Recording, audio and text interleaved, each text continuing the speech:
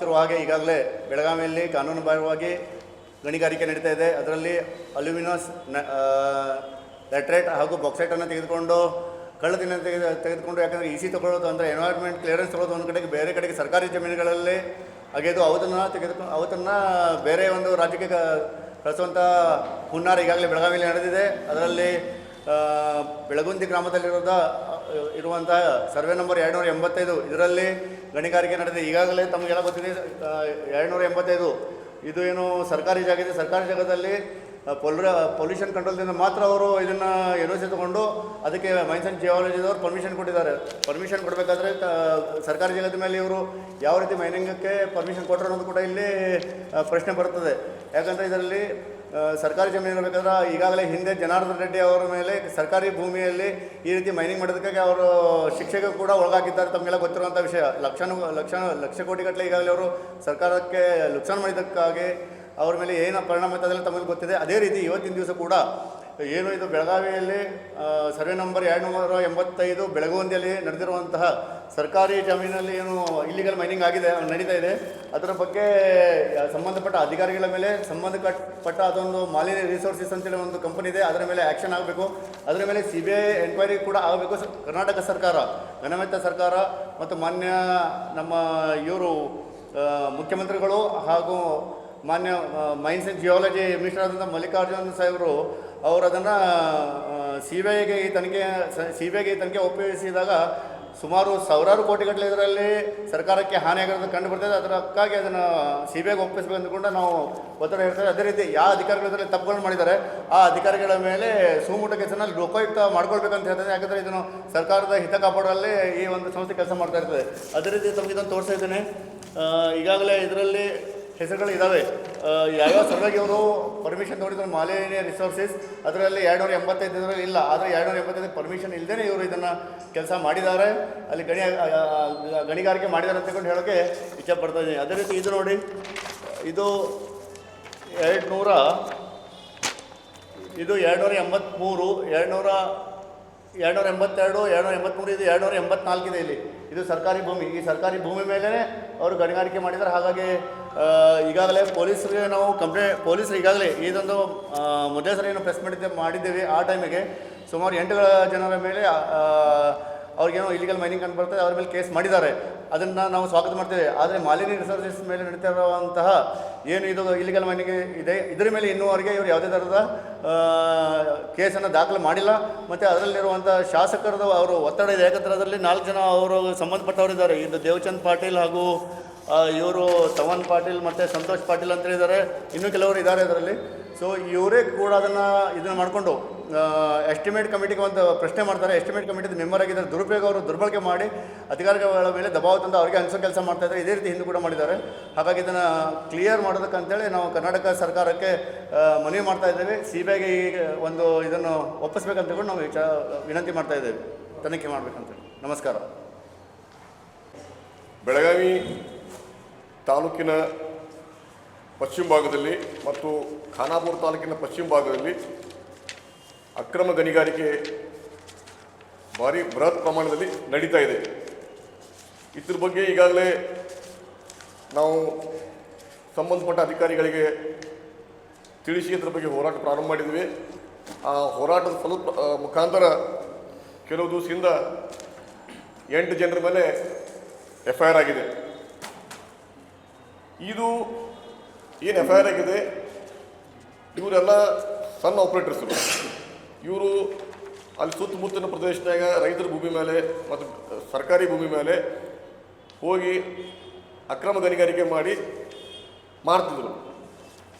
ಇವತ್ತು ಇದು inter state scandal ಅನ್ನು ಅನ್ಬೋದು. ಯಾಕಂದರೆ ಇದ್ರ ಕರ್ನಾಟಕ ಮತ್ತು ಮಹಾರಾಷ್ಟ್ರ ಎರಡೂ ರಾಜ್ಯದ ಪ್ರದೇಶಗಳಿದಾವೆ. ಆಮೇಲೆ ಇಲ್ಲಿ ಏನು ಇವರು ತುಡುಗು ಮಾಡಿ ಮಟೀರಿಯಲ್ ಮಾಡ್ತಿದ್ರು, ಇದು ಯಾರಿಗೆ ಮಾಡ್ತಿದ್ರು? ಇವತ್ತು ಪೊಲೀಸರು ತುಡುಗು ಮಾಡೋರ ಮೇಲೆ FIR ಹಾಕಿದ್ದಾರೆ.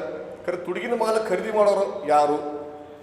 ಆಮೇಲೆ ಮತ್ತೆ ಬೇರೆ ಯಾರು ಇಲ್ಲಿ ಈ ಪ್ರದೇಶದಾಗ ಯಾರ್ದು ಲೀಗಲ್ ಮೈನ್ ಇದೆ, ಯಾರು ಪರ್ಮಿಟ್ ಇಶ್ಯೂ ಮಾಡ್ತಾರೆ, ಇದ್ರ ಬಗ್ಗೆ ತನಿಖೆ ಆಗಬೇಕಂತ ನಮ್ಮ ಒಂದು ಪ್ರಾಮಾಣಿಕ ಪ್ರಯತ್ನ.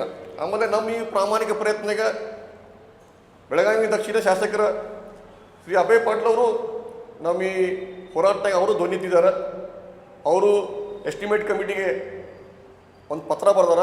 ಬೆಳಗಾವಿ ತಾಲೂಕಿನಾಗ ಮತ್ತು ಖಾನಾಪುರ ತಾಲೂಕಿನಾಗ ಅಕ್ರಮ ಗಣಿಗಾರಿಕೆ ನಡೆದಿದೆ, ಸಂಬಂಧಪಟ್ಟ ಇಲಾಖೆದವರು ಇದ್ರ ಬಗ್ಗೆ ಏನೂ ಕ್ರಮ ತಗೋತಾ ಇಲ್ಲ, ಆಮೇಲೆ ಇದ್ರ ಯಾರು ಇನ್ವಾಲ್ವ್ ಅದಾರ ಅವ್ರ ಮೇಲೆ ಏನು ಕ್ರಮ ಆಗಿದೆ ಅದರೊಂದು ಅವರು ಎಸ್ಟಿಮೇಟ್ ಕಮಿಟಿನ ಪ್ರಶ್ನೆ ಮಾಡಿದ್ದಾರೆ. ನಾನು ಸ್ವಾಗತ ಮಾಡ್ತೀನಿ.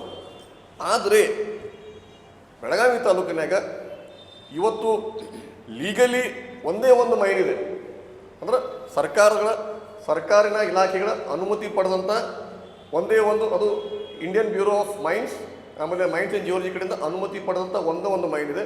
ಅದು ಬೆಳಗುಂದಿ ಹತ್ತಿರ ಇರುವಂಥ ಮಾಲಿನಿ ರಿಸೋರ್ಸಸ್. ಅವರು ಸುಮಾರು ಒಂದು 12 ಸರ್ವೆ ನಂಬರ್ನಾಗ ಮೈನಿಂಗ್ ಮಾಡ್ತಾಯಿದ್ದಾರೆ. ಇವ್ರಿಗಿಂತ ಮುಂಚೆ ಬೆಳಗಾಂ ಮಿನರಲ್ಸ್ ಅನ್ನೋರು ಒಂದು ಕಂಪ್ನಿ ಇತ್ತು, ಅವ್ರು ಮೈನಿಂಗ್ ಮಾಡ್ತಿದ್ರು. ಆಮೇಲೆ ಅವ್ರ ಮೈನಿಂಗ್ ಆದಮೇಲೆ ಅವರು ಮಾರಿ ಹೋದರು. ಖರೆ ಅವ್ರು ಮೈನಿಂಗ್ ಮಾಡೋಳು ಎಲ್ಲನ ಅಲ್ಲಿರುವಂಥ ಎಲ್ಲ ಮಟೀರಿಯಲನ್ನು ಅವರು ಮೈನಿಂಗ್ ಮಾಡಿ ಅಲ್ಲಿ ಏನು ಉಳಿದಿಲ್ಲ. ಇವತ್ತು ಇದು ಏನರೇ ಆ ಪೂರಾ ಮೈನಿಂಗ್ ಏರಿಯಾನಾಗ ಏನರೇ ಒಂದು ಯಾವುದೇ ಸರ್ವೆ ನಂಬರ್ನಾಗ ಮೆಟೀರಿಯಲ್ ಉಳಿದಿದ್ರೆ ಅದು ಸರ್ವೆ ನಂಬರ್ 285. ಈ ಸರ್ವೆ ನಂಬರ್ 285 ಇದು ಸರ್ಕಾರಿ ಭೂಮಿ. ಇವತ್ತು ನಾವು ಪ್ರಶ್ನೆ ಮಾಡ್ತೀವಿ, ಸರ್ಕಾರಿ ಭೂಮಿನಾಗ ಇವರಿಗೆ ಮೈನಿಂಗ್ ಮಾಡೋಕ್ಕೆ ಅನುಮತಿ ಹೆಂಗೆ ಕೊಟ್ಟರು? ಇದ್ರ ಬಗ್ಗೆ ನಾವು ತನಿಖೆ ಮಾಡಿದಾಗ ನಮ್ಗೆ ಗುರ್ತಾಯಿತು, ಬೆಳಗಾಂ ಮಿನರಲ್ದವರು ಮೈನ್ಸ್ ಆ್ಯಂಡ್ ಜಿಯೋಲಜಿ ಡಿಪಾರ್ಟ್ಮೆಂಟು ಮತ್ತು ಅರಣ್ಯ ಇಲಾಖೆ ಮತ್ತು ರೆವಿನ್ಯೂ ಡಿಪಾರ್ಟ್ಮೆಂಟ್ನಾಗ ಮೈನಿಂಗ್ ಸಂಬಂಧ ಅಪ್ಲಿಕೇಶನ್ ಹಾಕಿದ್ರು. ಆ ಅಪ್ಲಿಕೇಶನ್ನಾಗ ಅವ್ರು NOC ಕೇಳ್ತಾರೆ, ಈ ಕಂದಾಯ ಇಲಾಖೆ ಮತ್ತು ಅರಣ್ಯ ಇಲಾಖೆಯಿಂದ ಮತ್ತು ಡೋಂಗರ್ ಕಮಿಟಿಯಿಂದ. ಅಲ್ಲಿ 3 ಅಪ್ಲಿಕೇಶನ್ನಾಗ ಮತ್ತು ಅಗ್ರಿಮೆಂಟ್ಸ್ನಾಗ ಸರ್ವೆ ನಂಬರ್ 285 ಎಲ್ಲಿಯೂ ಮೆನ್ಷನ್ನೇ ಇಲ್ಲ.